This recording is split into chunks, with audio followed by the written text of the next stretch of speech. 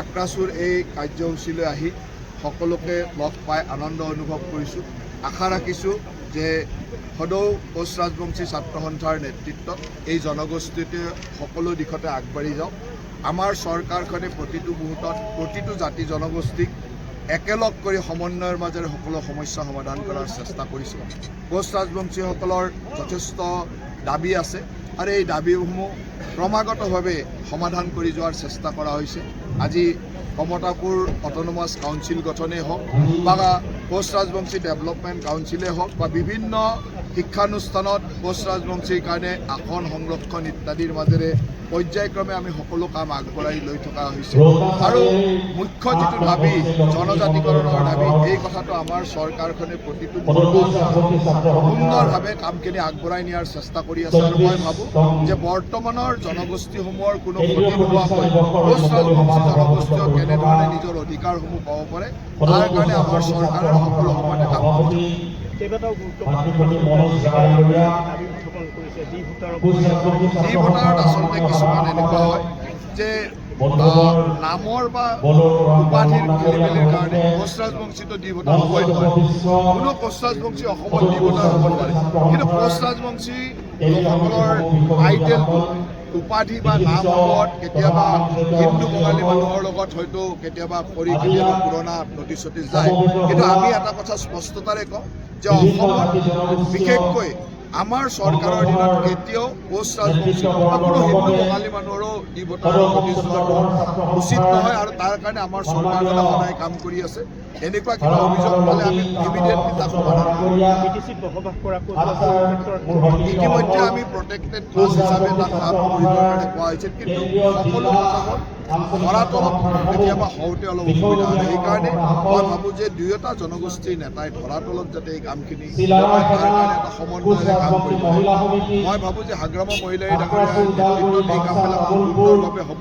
আৰু ইয়াত কোনো জনগোষ্ঠীয়ে হাগ্ৰামা মহিলাই ডাঙৰীয়াই সদায় কৈ থাকে যে BTC অঞ্চলৰ 26টা জনগোষ্ঠীয়ে একেলগে সমন্বয়েৰে থাকিব লাগে। আৰু সেই পৰিৱেশ ইয়াত এতিয়া বৰ্তমান সুন্দৰভাৱে চলি আছে। গুৰুত্বপূৰ্ণ কথা এটা কৈছে সন্মুখত আচলতে ডিমাণ্ড দিয়া বুলি ক'লে এই ধৰণৰ অভিযোগ থাকিলে আমি যি কঠোৰ ব্যৱস্থা ল'বৰ কাৰণে প্ৰস্তুত আছোঁ। আৰু মই আক্ৰাছুক বিশেষভাৱে আহ্বান জনাইছোঁ যে এনেকুৱা যি অভিযোগ আহে ইমিডিয়েটলি যাতে আমাক জনায়। জনগোষ্ঠীটো যিটো তেওঁলোকৰ জনগোষ্ঠীয়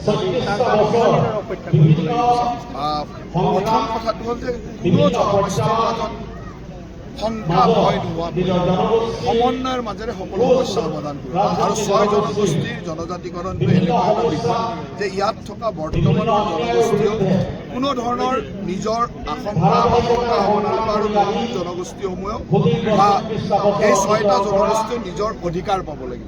সেইধৰণে আমাৰ চৰকাৰখনে কেবিনেট ছাব কমিটি এটাৰ ৰিপৰ্ট দিছে আৰু কেন্দ্ৰ চৰকাৰৰ মাজতো সেইধৰণে আলোচনা চলি আছে আৰু আলোচনা খুব ফলপ্ৰসূভাৱে আগবাঢ়ি আছে।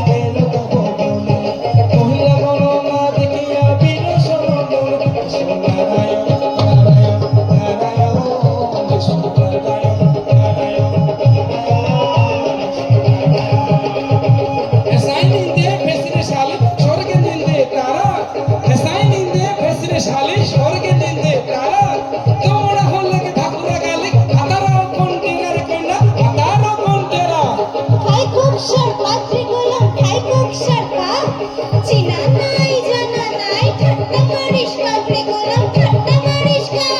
আপোনালোকে সকলোৱে গম পায় এইবাৰ আমি ওদালগুৰি জিলাৰ ৰোডত আমি অনুষ্ঠিত কৰিব ওলাইছোঁ। আমাৰ এটা সংকল্প সদৌ প্ৰচাৰ সাধাৰণতা কোচৰাজবংশী জনগোষ্ঠী বিভিন্ন প্ৰান্তত প্ৰচলিত হৈ থকা কোচৰাজবংশীসকলক একত্ৰিত কৰা আৰু কোচৰাজবংশী ছাত্ৰ সন্থাই দীৰ্ঘদিনে আমি যি সাংবিধানিক অধিকাৰ বিচাৰি আছোঁ জনজাতিকৰণ পৃথক অন্তৰ্ভুক্তিৰ কথা আৰু আমি প্ৰত্যেকটো জনগোষ্ঠীৰ লগত সমন্বয় ৰক্ষা কৰি একেলগে চলিব বিচাৰিছোঁ।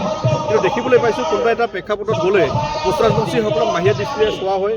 বিভিন্ন খিলঞ্জীয়া দল সংগঠনেই হওক বিভিন্ন ৰাজনৈতিক দলবোৰে আমাক তুচ্ছ তাচ্ছিল্য কৰা প্ৰৱণতা আমি দেখিবলৈ পাইছোঁ। সেইকাৰণে আমি এটাই কথা আৰু এটাই আমি সংকল্প লৈছোঁ আজি, কাৰণ ৩৬টা বছৰ হৈ গ'ল, বহুত সংকল্প লোৱা আছিল, নতুনকৈ আমি সংকল্পবদ্ধ হৈছোঁ। গোটেই প্ৰান্তত সিঁচৰিত হৈ থকা কোচৰাজবংশীসকল আমি একত্ৰিত হৈ একেলগে মাত মাতি নিজৰ যিখিনি অধিকাৰ সেই অধিকাৰখিনি কাঢ়ি অনাৰ ক্ষেত্ৰত যি ব্যৱস্থা ল'ব লাগে আমি সকলোৱে ল'ম। প্ৰয়োজন হ'লে গোটেইখিনিয়ে আমি মৰিম, নহ'লে আমি গোটেইখিনি একেবাৰে ভালভাৱে বাচি থাকিম। কাৰণ স্বাভিমানী জাতি স্বাভিমান নাথাকিলে আমি বাচি থাকিব নোৱাৰোঁ। আৰু কোচৰাজবংশীসকলৰ ইতিহাস বাদ দি অসমৰ ইতিহাস সম্পূৰ্ণ নহয়। এনে এটা প্ৰেক্ষাপটত আমাক বাৰে বাৰে তুচ্ছ তাচ্ছিল্য কৰা প্ৰৱণতা একেবাৰে এৰি দিব লাগে। আমি অসমৰ মুখ্যমন্ত্ৰী ডাঙৰীয়াক এটা কথা আহ্বান কৰিব বিচাৰিছোঁ, বিভিন্ন জাতি জনগোষ্ঠীসকলৰ সাংস্কৃতিক দিশটো যেনেকৈ ডেভেলপ কৰিব বিচাৰিছে, বিশ্ব দৰবাৰত প্ৰতিষ্ঠিত কৰিব বিচাৰিছে, কোচৰাজবংশীসকলৰ ইতিহাস তাতকৈ বেছি দীঘলীয়া। আজি কোচৰাজবংশীসকলৰ ৰাতিপুৱাৰ পৰা ৰাতিলৈকে আমাৰ কালচাৰ, আজি জন্মৰ পৰা মৃত্যুলৈকে কোচৰাজবংশীসকলৰ কালচাৰ আমাৰ থাকে। আমাৰ যদি কালচাৰবিলাক চাই বিভিন্ন জাতি জনগোষ্ঠীত থাকে, কোচৰাজবংশীসকলৰ কালচাৰ বহুত দীঘলীয়া। সেইকাৰণে আমি বিচাৰিছোঁ আজি বড়ো ভাইসকলৰ বাগৰুম্বা নৃত্য যেনেকৈ প্ৰদৰ্শন কৰিলে আমি খুব ভাল পাইছোঁ, শুভেচ্ছা জনাইছোঁ। আজি চাহ জনগোষ্ঠীৰ ঝুমুৰ নৃত্য যেনেকৈ কৰিছে আমি শুভেচ্ছা জনাইছোঁ, ভাল পাইছোঁ। তেনেকৈ কোচৰাজবংশীসকলৰ আজি কুচাৰ নৃত্য তেনেকৈ বিশ্বদৰবাৰত প্ৰতিষ্ঠা কৰাৰ কাৰণে কাম কৰিব বুলি আমি আশাবাদী। কিন্তু এটা কথা স্পষ্টকৈ কৈছোঁ, কোচৰাজবংশীসকলৰ যি দীৰ্ঘদিনীয়া দাবী পৃথক কৰ্মকাণ্ডৰ জনজাতিকৰণ অতি সোনকালে কৰিব লাগে। জনজাতিকৰণ কম সময়ৰ ভিতৰত কৰিব লাগে, কাৰণ জনজাতিকৰণৰ যিটো সমস্যা, এই সমস্যাটো যদি অতি কম সময়ৰ ভিতৰত নকৰে তেতিয়াহ'লে অসমখন কিন্তু অসম হৈ নাথাকে। আপোনালোকক মই স্পষ্ট কৰিম, কাৰণটো হৈছে কি আজি শিৱসাগৰত বানপানী হৈছে, আপোনালোকে সকলোৱে গম পায়। আমি মৰ্মাহত দুখ পাইছোঁ, অন্তৰে কান্দিছে। কিন্তু এই বানপানী ১৫-২০ দিন পিছত কিন্তু শুকাই যাব। কিন্তু আজি কোচৰাজবংশীকে আদি কৰি আমি যি জনজাতিকৰণ কিহৰ কাৰণে বিচাৰি আছোঁ? আমি আজি আগ্ৰাসনৰ বলি হৈ পৰিছোঁ। আজি আমাৰ ভাষা, কলা, কৃষ্টি, সংস্কৃতি, ভূমি প্ৰত্যেকটো বস্তু আমাৰ হেৰাই গৈছে। এই যে কোনোবাই যে হেৰাই গৈ আমাৰ বস্তুখিনি যে কাঢ়ি লৈছে, তাতে তেখেতসকলে জন্ম লাভ কৰি আমাক এনেকুৱা কৰিছে, সেই অঞ্চলৰ পৰা আমাক উচ্ছেদ কৰাৰ প্ৰৱণতা আমাৰ আহি পৰিছে। এতিয়া ভয়াৱহ পৰিৱেশটো হৈছে কি, বৰ্তমান সময়ত যদি আমি সুৰক্ষিত নহওঁ, ২০ বছৰ পিছত জনজাতিকৰণ পাই আমাৰ কি লাভ হ'ব? কাৰণ গোটেই অঞ্চল যেতিয়া খিলঞ্জীয়াসকলৰ হাতৰ পৰা ভূমি মাটি বাৰী চব ওলাই যাব, তেতিয়া আমি জনজাতিকৰণ লাভ কৰি আমাৰ একো লাভ নাই। সেইকাৰণে আমি অসমৰ মুখ্যমন্ত্ৰী ডাঙৰীয়াক আমি আঁতৰ আহ্বান জনাইছোঁ, আপুনি যদি সঁচাকৈ অসমখনক ভাল পায়, খিলঞ্জীয়াসকলক ভাল পায়, তেতিয়াহ'লে প্ৰথমে অসমৰ ৬ জনগোষ্ঠী জনজাতিকৰণ কৰক। আৰু বিশেষকৈ ৬ জনগোষ্ঠীত আটাইতকৈ লাঞ্ছিত বঞ্চিত থকা জনগোষ্ঠীটো হৈছে কোচৰাজবংশীসকল। আজি কোচৰাজবংশীসকলৰ এই ধুবুৰীৰ পৰা বঙাইগাঁও সেই অঞ্চলবিলাক যদি আপোনালোকে চায়, আপোনালোকৰ চকুৰ পানী ওলাই যাব। আজি আই মাতৃসকলৰ ঘৰৰ পৰা যেতিয়া স্কুলত যায়, কলেজত যায়, সুস্থভাৱে আহিব পাৰেনে নাই তেওঁৰ মা আৰু দেউতাৰ মনত মুখখন কান্দি থাকে। তেনেকৈ এটা পৰিৱেশত আমি জীৱন নিৰ্বাহ কৰি আছোঁ। কিন্তু আমি দেখিবলৈ পাইছোঁ কেৱল ইলেকশ্যনৰ আগমুহূৰ্তত প্ৰত্যেকটো ৰাজনৈতিক দলে কিন্তু আমাৰ সমস্যাটো সমাধান কৰাৰ কাৰণত চবেই উঠি পৰিলে। যেতিয়া ইলেকশ্যনটো হৈ যায় তেতিয়াতো কোনেও কৰিব দিছে, কাৰণ সকলোৱে দিব বিচাৰে, কিন্তু আমি ল'ব পৰা নাই। কাৰণটো কি আছে? সেইকাৰণে আমি কৈছোঁ বানপানীতকৈ ভয়াৱহ সমস্যা হৈছে অসমৰ কোচৰাজবংশী আদি কৰি ৬ জনগোষ্ঠী জনজাতিকৰণৰ সমস্যা। অসমৰ ৬ জনগোষ্ঠী জনজাতিকৰণ সমস্যা বা কোচৰাজবংশীসকলৰ জনজাতিকৰণ সমস্যা কেৱল কোচৰাজবংশীসকলৰ নহয়, অসমৰ এটা জ্বলন্ত সমস্যা। এই সমস্যা যদি সমাধান কৰা নহয়, অসমখন অসম হৈ নাথাকে। সেইকাৰণে আমি কৈছোঁ সময় থাকোঁতে হৰিৰ নাম ল'ব লাগে। মুখ্যমন্ত্ৰী ডাঙৰীয়াৰ প্ৰতি আমাৰ এতিয়াও আস্থা আছে। ইলেকশ্যনৰ আগত যিবিলাক কথা দিছে এই কথাতে কাম কৰক। পুনৰ যদি আমি ৰাজপথত ওলাই আহিব লাগে, তেতিয়াহ'লে কিন্তু এইবাৰ অসমত ৰাজনৈতিক প্ৰেক্ষাপট কিন্তু পৰিৱৰ্তন হৈ পৰিব।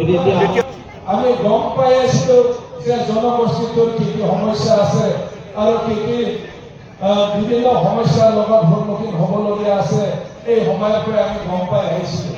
আৰু যেতিয়া আমি এটা ৰাজনৈতিক দলৰ লগত কাম কৰি, BPF দলৰ লগত কাম কৰি যিহেতু আমি শাসনত আছিলোঁ, যিমানখিনি পাৰিছিলোঁ সহায় কৰিবৰ কাৰণে চেষ্টা কৰি আহিছিলোঁ। তো ঠিক তেনেকৈ আমাৰ এটা সম্পৰ্ক সুন্দৰকৈ বজাই এই অঞ্চলত আমি কাম কৰি আহিছিলোঁ। বিভিন্ন সময়ত আমাৰ কাম কৰাৰ কেতিয়াবা অসুবিধা আমি সন্মুখীন হ'বলগীয়া হৈছিল।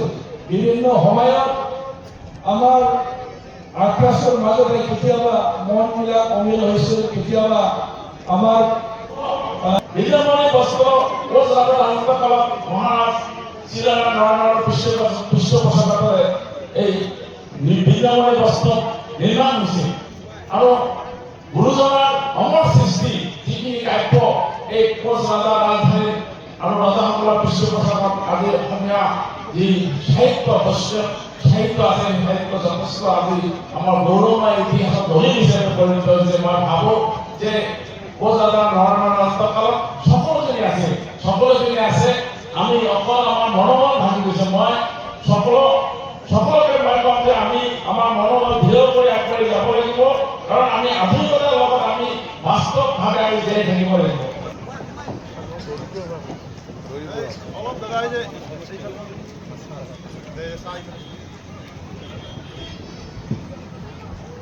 নদীৰ নামটো ৰাখিছে না